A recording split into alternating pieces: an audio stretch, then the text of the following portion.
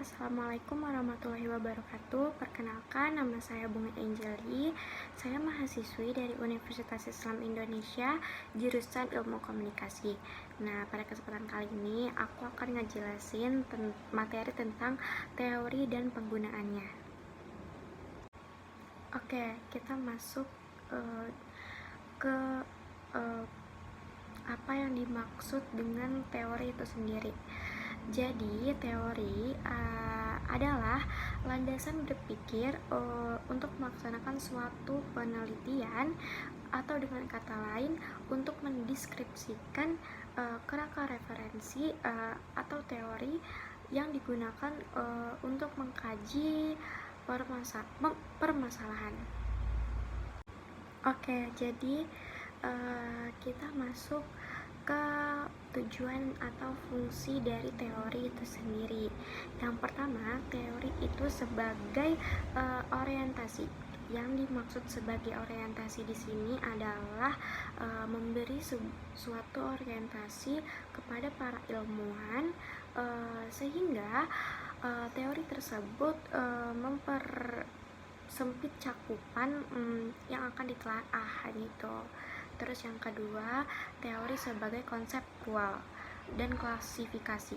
Nah, di sini itu dapat yang dimaksud dari teori sebagai konseptual dan klasifikasi itu sendiri adalah dapat memberikan petunjuk tentang kejelasan hubungan dari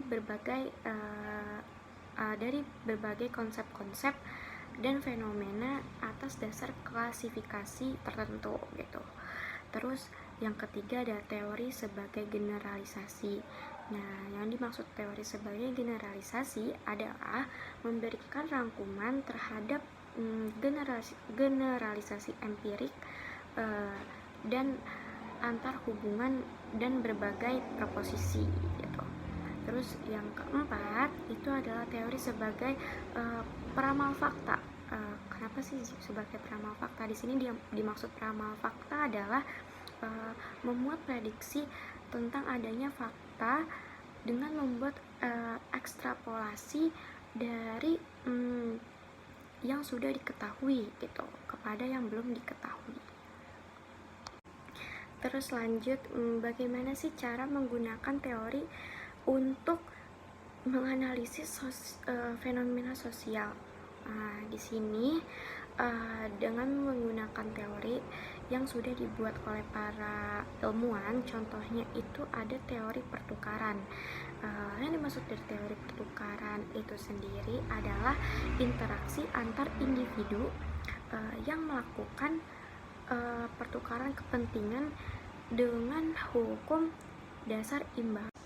Salah satu contoh teorinya dari teori pertukaran itu sendiri adalah waktu itu saya lagi belanja ke swalayan, di suatu swalayan, terus saya tuh lagi nyari barang gitu.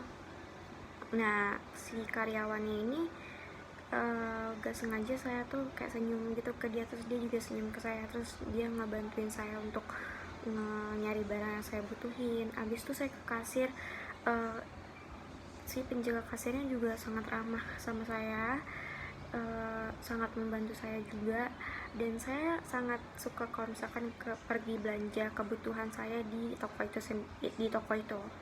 Nah, itu termasuk contoh ke teori pertukaran dimana kita tuh saling menguntungkan gitu loh. Jadi ada hubungan timbal balik dari saya dan karyawan itu sendiri gitu. Oke, jadi segitu dulu penjelasan saya tentang teori. Semoga penjelasannya membantu kalian.